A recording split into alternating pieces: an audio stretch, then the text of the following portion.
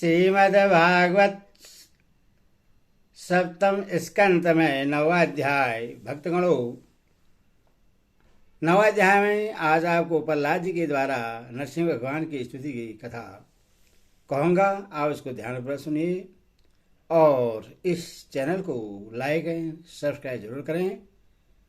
कृष्ण भगवान आपका कल्याण करेंगे। कथा सुनिए। नारद जी कहते हैं, इस प्रकार ब्रह्मा, शंकर आदि सभी देवगण नरसिंह भगवान के क्रोधावेश को शांत न कर सके और न उनके पास जा सके। किसी को उसका ओर छोर नहीं दिखता था। देवताओं ने उन्हें शांत करने के लिए स्वयं लक्ष्मी जी को भेजा।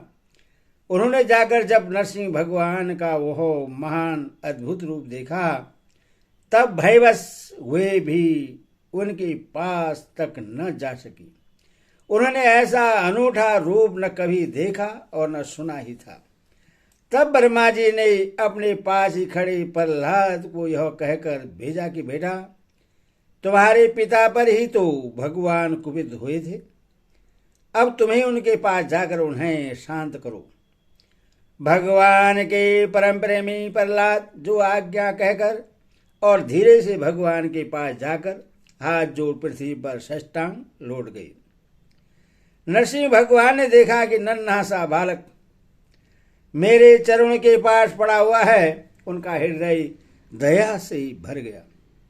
उन्होंने प्रहलाद को उठाकर उनके सिर पर अपना वह कर कमल रख दिया, जो काल सर्प से भयभीत पुरुषों को अभय दान करने वाला है। भगवान के कर कमलों का स्पर्श होते ही उनके बचे खुचे अशुभ संस्कार भी झड़ गए। तत्काल उन्हें परमात्म तत्व का साक्षात्कार हो गया। उन्हें बड़े प्रेम आनंद में मग्न होकर भगवान के चरण कमलों को अपने हृदय में धारण किया। उस समय उनका सारा शरीर पुलकित हो गया। हृदय में प्रेम की धारा प्रवाहित होने लगी और नेत्रों से आनंदाश्रु झरने लगे। प्रहलाद जी भावपूर्ण हृदय और निर्वेश नयनों से भगवान को देख रहे थे।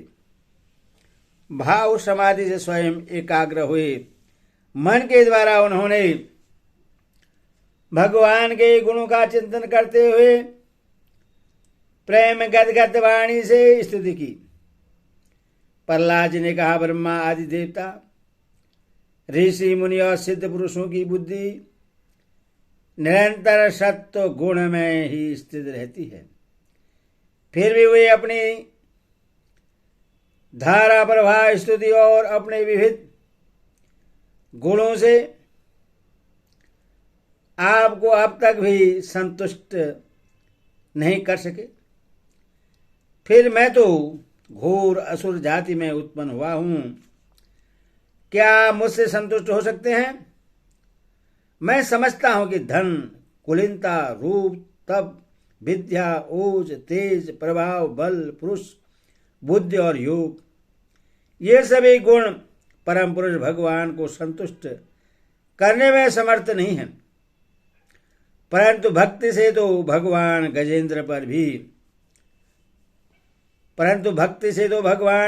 पर भी संतुष्ट हो गए थे। मेरी समझ से इन 12 गुणों से एक तो ब्राह्मण भी यदि भगवान कमलनाभ के चरण कमलों से विमुख हो तो उससे वह चंडाल श्रेष्ठ है, जिसने अपने मन, वचन, कर्म, धन और प्राण भगवान के चरणों में संपृक्त कर रखे हैं। क्योंकि वह चंडाल तो अपने कुल तक को पवित्र कर देता है और बड़पन का अभिमान रखने वाले वह ब्राह्मण अपने को भी पवित्र नहीं कर सकता। सर्वशक्तिमान प्रभु अपने स्वरूप के साक्षात्कार से ही परिपूर्ण है। उन्हें अपने लिए शूद्र पुरुषों से पूजा ग्रहण करने की आवश्यकता नहीं है। वे करुणावश ही भोले भक्तों के हित के लिए उनके द्वारा की हुई पूजा स्वीकार कर लेते हैं। जैसे अपने मुख का सौंदर्य दर्पण में दिखने वाले प्रतिबिंब को भी सुंदर बना देता है, वैसे भक्त भगवान के प्रति जो सम्मान प्रकट करता है वह उससे ही प्राप्त होता है। इसीलिए सर्वदा अयोग्य और अनधिकारी होने पर भी मैं बिना किसी शंका के अपनी बुद्धि के अनुसार सब प्रकार से भगवान की महिमा का वर्णन कर रहा हूं।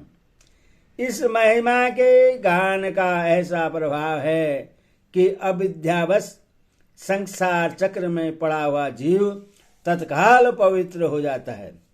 भगवान आप सत्व गुण के आश्रय हैं। ये ब्रह्मा आदि सभी देवता आपके आज्ञाकारी भक्त हैं। ये हम दैत्यों की तरह आपसे द्वेष नहीं करते। प्रभु, आप बड़े बड़े सुंदर सुंदर अवतार ग्रहण करके इस जगत के कल्याण एवं अभ्युदय के लिए तथा उससे आत्मानंद की प्राप्ति कराने के लिए अनेकों प्रकार की लीलाएं करते हैं। जिस असुर को मारने के लिए आपने क्रोध किया था वह मारा जा चुका। अब आप अपना क्रोध शांत कीजिए। जैसे बिच्छू और सांप की मृत्यु से सज्जन भी सुखी ही होते हैं, वैसे इस दैत्य के सहार से सभी लोगों को बड़ा सुख मिला है। अब सब आपके शांत स्वरूप के दर्शन की बाट हो रहे हैं। नरसिंहदेव, भय से मुक्त होने के लिए भक्तजन आपके इस रूप का स्मरण करेंगे। परमात्मन, आपका मुख बड़ा भयावना है। आपकी जीभ लबलबा रही है, आंखें सूर्य के समान हैं, भवें चढ़ी हुई हैं, बड़ी पैनी दाढ़ें हैं, आंतों की माला खून से लथपथ, गर्दन के बाल बछड़े की तरह सीधे खड़े कान और दिग्गजों को भी भयभीत कर देने वाले सिंहनाद एवं शत्रुओं को फाड़ डालने वाले आपके इन नखों को देखकर मैं तनिक भी भयभीत नहीं हुआ हूं।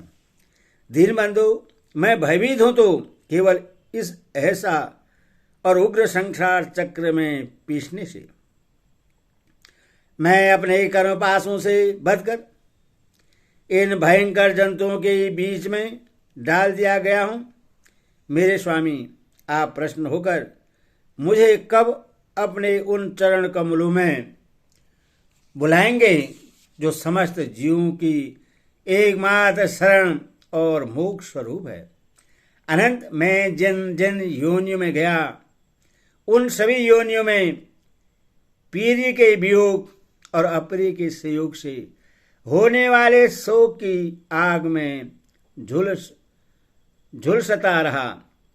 उन दुखों को मिटाने की जो दवा है वह भी दुख रूप ही है। मैं न जाने कब से अपने से अतिरिक्त वस्तुओं को आत्मा समझकर इधर उधर भटक रहा हूं। अब आप ऐसा साधन बतलाइए जिससे कि आपकी सेवा भक्ति प्राप्त कर सकूं। प्रभु, आप हमारे प्रिय हैं, अहेतु हितैषी सुहृदय हैं। आप वास्तव में सबके परमाराध्य हैं। मैं ब्रह्मा जी के द्वारा गाई हुई आपकी लीला कथाओं का गान करता हुआ बड़ी सुगमता से रागादि प्राकृतिक गुणों से मुक्त होकर इस संसार की कठिनाइयों को पार कर जाऊंगा, क्योंकि आपके चरण युगलों में रहने वाले भक्त परमहंस महात्मा का संग तो मुझे मिलता ही रहेगा। भगवान नरसिंह, इस लोक में दुखी जीवों का दुख मिटाने के लिए जो उपाय माना जाता है वह आपके उपेक्षा करने पर एक क्षण के लिए ही होता है। यहां तक कि माँ बाप बालक की रक्षा नहीं कर सकते, औषधि रोग नहीं मिटा सकते और समुद्र में डूबते हुए को नौका नहीं बचा सकती।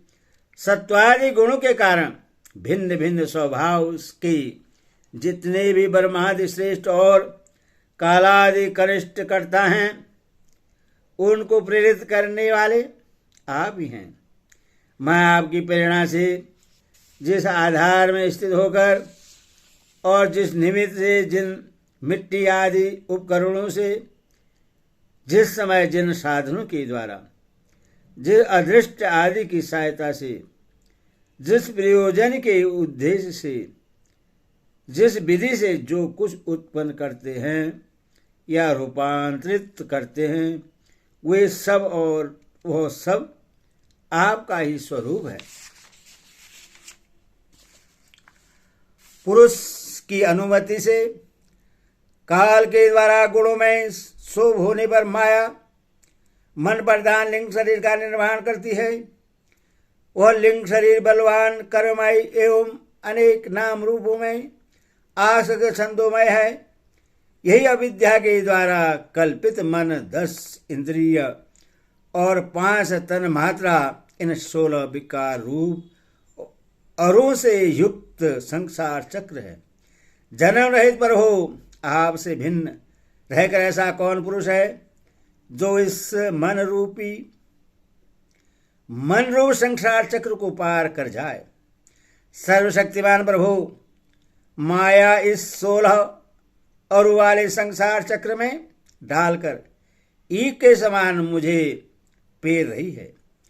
आप अपनी चेतन शक्ति से बुद्धि के समस्त गुणों को सर्वदा पराजित रखते हैं और काल रूप से संपूर्ण साध्य और साधनों को अपने अधीन रखते हैं। मैं आपकी शरण में आया हूं, आप मुझे इससे बचाकर अपनी संधि में खींच लीजिए।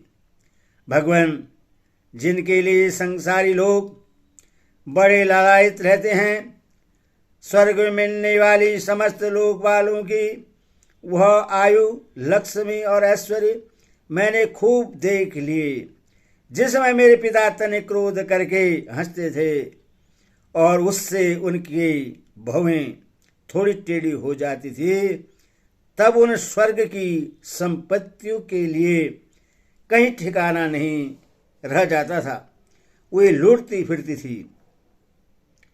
किंतु आपने मेरे उन पिता को भी मार डाला, इसीलिए मैं ब्रह्मलोक तक की आयु, लक्ष्मी, ऐश्वर्य और वे इंद्रिय भोग जिन्हें संसार के प्राणी चाह करते हैं नहीं चाहता, क्योंकि मैं जानता हूं कि अत्यंत शक्तिशाली काल का रूप धारण करके आपने उन्हें ग्रस्त रखा है।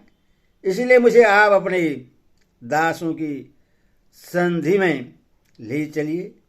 विषय भोग की बातें सुनने में ही अच्छी लगती हैं, वास्तव में वे मृग तृष्णा के जल के समान नितांत असत्य हैं, और यह शरीर भी जिससे वे भोगे जाते हैं अगणित रोगों का उद्गम स्थान है। कहाँ वे मिथ्या विषय भोग और कहाँ वह यह रोग युक्त शरीर। इन दोनों की क्षणभंगुरता और आसारता जानकर भी मनुष्य इनसे विरक्त नहीं होता। इन कठिनाइयों से प्राप्त होने वाले भोग के नन्हे नन्हे मधु बिंदुओं से अपनी कामना की आग बुझाने की चेष्टा करता है। पर हो कहाँ तो इस तमोगुणी असुर वंश में रजोगुण से उत्पन्न हुआ मैं, और कहाँ आपकी अनंत कृपा। धन्य है आपने अपना परम प्रसाद स्वरूप और सकल संतापहारी वह कर कमल मेरे सिर पर रखा है, जिससे आपने ब्रह्मा, शंकर और लक्ष्मी जी के सिर पर भी कभी नहीं रखा। दूसरे संसारी जीवों के समान आप में छोटे बड़े का भेदभाव नहीं है, क्योंकि आप सबके आत्मा और कारण प्रेमी हैं। फिर भी कल्प वृक्ष के समान आपका कृपा प्रसाद भी सेवन भजन से ही प्राप्त होता है। सेवा के अनुसार ही जीवों पर आपकी कृपा का उदय होता है। उसमें जातिगत उच्चता या नीचता कारण नहीं है। भगवान, यह संसार एक ऐसा अंधेरा कुआं है जिसमें काल रूप सर्प डसने के लिए सदा तैयार रहता है। विषय भोग की इच्छा वाले पुरुष उसी में गिरे हुए हैं। मैं भी संगवश उसके पीछे उसी में गिरने जा रहा था, परंतु भगवान देवर्षि नारद ने मुझे अपनाकर बचा लिया। तब भला मैं आपके भक्त जनों की सेवा कैसे छोड़ सकता हूँ। अनंत, जिस समय मेरे पिता ने अन्याय करने के लिए कमर कसकर हाथ में खंडक ले लिया और वह कहने लगा कि यदि मेरे सिवा कोई और ईश्वर है तो तुझे बचा ले, मैं तेरा सिर काटता हूँ, उस समय आपने मेरे प्राणों की रक्षा की और मेरे पिता का वध किया। मैं तो समझता हूँ कि आपने अपने प्रेमी भक्त सनगादि ऋषियों का वचन सत्य करने के लिए ही वैसा किया था। भगवान, यह संपूर्ण जगत एकमात्र आप ही हैं, क्योंकि इसके आदि में आप ही कारण रूप से थे, अंत में आप ही अवधि के रूप में रहेंगे और बीच में इसकी प्रतीति के रूप में भी केवल आप ही हैं। आप अपनी माया के गुणों के परिणाम स्वरूप इस जगत की सृष्टि करके इसमें पहले से विद्यमान रहने पर भी प्रवेश की लीला करते हैं और उन गुणों से युक्त होकर अनेक मालूम पड़ रहे हैं। भगवान, यह जो कुछ कार्य कारण के रूप में प्रतीत हो रहा है वह सब आप ही हैं और इससे भिन्न भी आप ही हैं।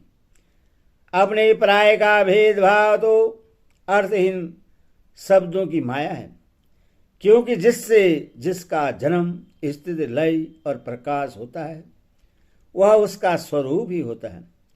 जैसे बीज और वृक्ष कारण और कार्य की दृष्टि से भिन्न भिन्न हैं, तो भी गंध तन्मात्रा की दृष्टि से दोनों एक ही हैं। भगवान, आप इस संपूर्ण विश्व को स्वयं ही अपने में समेटकर आत्म सुख का अनुभव करते हुए निष्क्रिय होकर प्रलयकालीन जल में शयन करते हैं।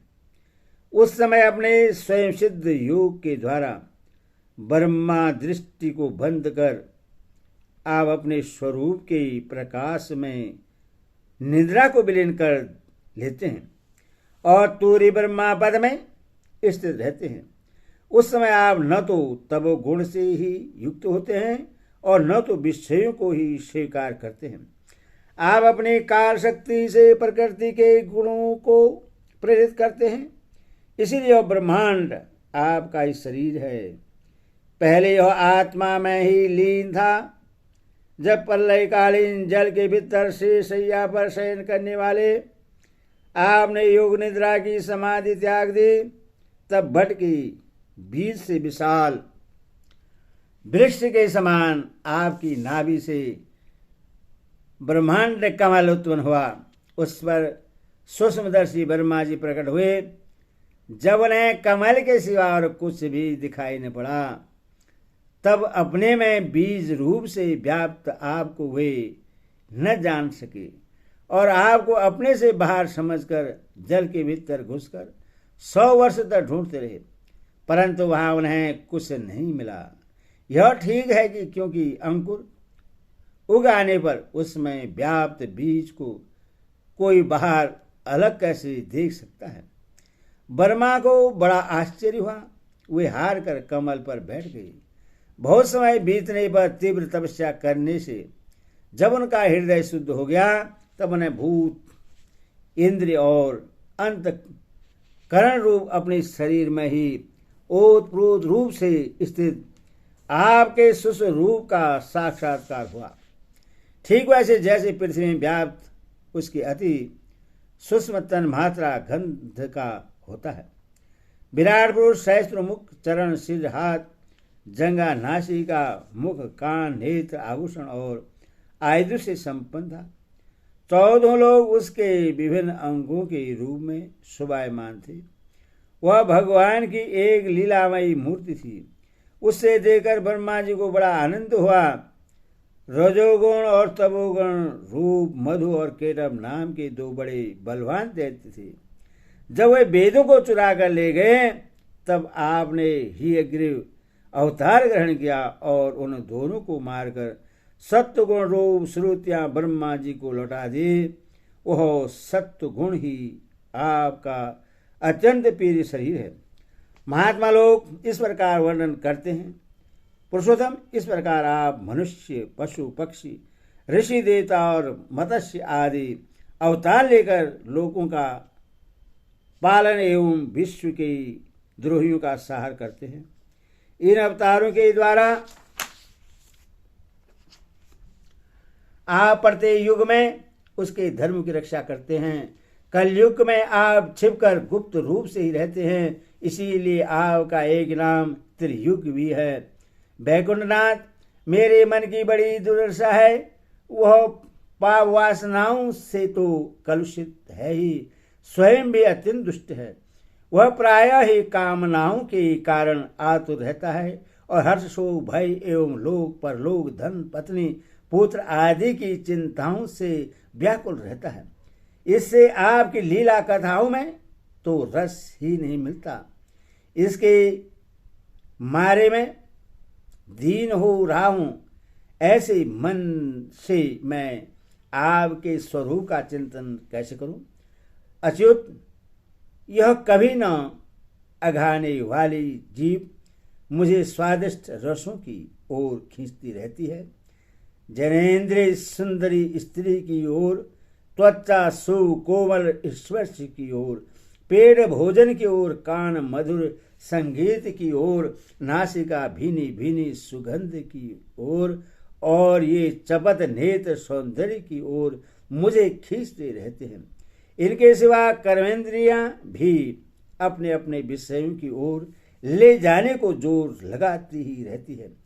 मेरी तो यह दशा हो रही है जैसे किसी पुरुष की बहुत सी पत्नियां उससे अपने अपने शयन गृह में ले जाने के लिए चारों ओर से घसीट रही हो। इस प्रकार यह जीव अपने कर्मों के बंधन में पड़कर इस संसार रूप बेतरणी नदी में गिरा हुआ है। जन्म से मृत्यु, मृत्यु से जन्म और दोनों के द्वारा कर्म भोग करते करते यह भयभीत हो गया है। यह अपना है, यह पराया है। इस प्रकार के भेदभाव से युक्त होकर किसी से मित्रता करता है तो किसी से शत्रुता। आप इस मूढ़ जीव जाति की यह दुर्दशा देखकर करुणा से द्रवित हो जाइए। इस भव नदी से सर्वदा पार करने वाले भगवान, इन प्राणियों को भी आप पार लगा दीजिए। जगत गुरु, आप इस सृष्टि की उत्पत्ति स्थिति तथा पालन करने वाले हैं। ऐसी अवस्था में इन जीवों को इस भव नदी के पार उतार देने में आपको क्या प्रयास है? दीन जनों के परम हितैषी प्रभु, भूले भटके के मूढ़ी महान पुरुषों के विशेष अनुग्रह पात्र होते हैं। हमें उसकी कोई आवश्यकता नहीं है, क्योंकि हम आपके प्रियजनों की सेवा में लगे रहते हैं। इसीलिए पार जाने की हमें कभी चिंता ही नहीं होती। परमात्मन, इस भव बेतरणी से पार उतरना दूसरे लोगों के लिए अवश्य ही कठिन है, परंतु मुझे तो इससे तनिक भी भय नहीं है, क्योंकि मेरा चित्त इस बेतरणी में नहीं, आपकी उन लीलाओं के गान में मग्न रहता है, जो स्वर्गीय अमृत को भी तिरस्कृत करने वाली परमामृत स्वरूप है। मैं उन मूढ़ प्राणियों के लिए शोक कर रहा हूं, जो आपके गुणगान से विमुख रहकर इंद्रियों के विषयों का मायामयी झूठा सुख प्राप्त करने के लिए अपने सिर पर सारे संसार का भार ढोते रहते हैं। मेरे स्वामी, बड़े बड़े ऋषि मुनि तो प्राय हो अपनी मुक्ति के लिए निर्जय वन में जाकर मौन व्रत धारण कर लेते हैं। वे दूसरों की भलाई के लिए कोई विशेष प्रयत्न नहीं करते, परंतु मेरी दशा तो दूसरी ही हो रही है। मैं इन भूले हुए असहाय गरीबों को छोड़कर अकेला मुक्त होना नहीं चाहता और इन भटकते हुए प्राणियों के लिए आपके सिवा और कोई सहारा भी नहीं दिखाई पड़ता। घर में फंसे हुए लोगों को जो मैथुन आदि का सुख मिलता है वह अत्यंत तुच्छ एवं दुख रूप ही है। जैसे कोई दोनों हाथों से खुजला रहा हो तो उस खुजली में पहले उससे कुछ थोड़ा सा सुख मालूम पड़ता है, परंतु पीछे से दुख ही दुख होता है। किंतु ये भूले हुए अज्ञानी मनुष्य बहुत दुख भोगने पर भी इन विषयों से अघाते नहीं। इसके विपरीत धीर पुरुष जैसे खुजलाहट को सह लेते हैं, वैसे कामादि वेगों को भी सह लेते हैं। सहने से ही उनका नाश होता है। पुरुषोत्तम मोक्ष के 10 साधन प्रसिद्ध हैं। मौन, ब्रह्मचर्य, शास्त्र श्रवण, तपस्या, स्वाध्याय, स्वधर्म पालन, युक्तियों से शास्त्रों की व्याख्या, एकांत सेवन, जप और समाधि। परंतु जिनकी इंद्रियां बस में नहीं हैं उनके लिए सब जीविका के साधन व्यापार मात्र रह जाते हैं और दंभियों के लिए तो जब तक उनकी पोल खुलती नहीं तभी तक ये जीवन निर्वाह के साधन रहते हैं और बड़ा भोर हो जाने पर वह भी नहीं। वेदों ने बीज और अंकुर के समान आपके दो रूप बतलाए हैं। कार्य और कारण वास्तव में आप प्राकृतिक रूप से रहित हैं, परंतु इस कार्य और कारण रूपों को छोड़कर आपके ज्ञान का कोई भी साधन भी नहीं है। काष्ठ मंथन के द्वारा जिस प्रकार अग्नि प्रकट की जाती है उसी प्रकार योगीजन भक्त योग की साधना से आपको कार्य और कारण दोनों में ही ढूंढ निकालते हैं, क्योंकि वास्तव में ये दोनों आपसे पृथक नहीं हैं, आपके स्वरूप ही हैं। अनंत प्रभु वायु, अग्नि, पृथ्वी, आकाश, जल, पंच तन मात्राएं, प्राण, इंद्र, मन, चित्त, अहंकार, संपूर्ण जगत एवं सगुण और निर्गुण, ये सब कुछ केवल आप ही हैं। और तो क्या मन और वाणी के द्वारा जो कुछ निरूपण किया जाता है वह सब आपसे पृथक नहीं है। समग्र कीर्ति के आश्रय भगवान, ये सत्वादि गुण और इन गुणों के परिणाम महत्वादि देवता, मनुष्य एवं मन आदि कोई भी आपका स्वरूप जानने में समर्थ नहीं है, क्योंकि ये सब आदि अनंत वाले हैं और आप अनादि और एवं अनंत हैं। ऐसा विचार करके ज्ञानी जन शब्दों की माया से उपरत हो रहे हैं। परम पूज्य आपकी सेवा के 6 अंग हैं: नमस्कार, स्तुति, समस्त कर्मों का संप्रण, सेवा, पूजा, चरण कमलों का चिंतन और लीला कथा का श्रवण। इस षष्टक सेवा के बिना आपके चरण कमलों की भक्ति कैसे प्राप्त हो सकती है और भक्ति के बिना आपकी प्राप्ति कैसे होगी?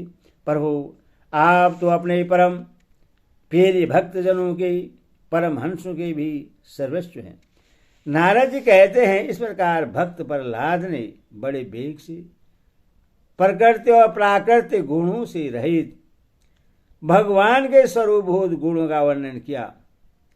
इसके बाद वे भगवान के चरणों में सिर झुकाकर चुप हो गए। नरसिंह भगवान का क्रोध शांत हो गया और वे बड़े प्रेम तथा प्रसन्नता से बोले। श्री नरसिंह भगवान ने कहा, परम कल्याण स्वरूप प्रहलाद, तुम्हारा कल्याण हो। दैत्य श्रेष्ठ, मैं तुम पर अत्यंत प्रसन्न हूं।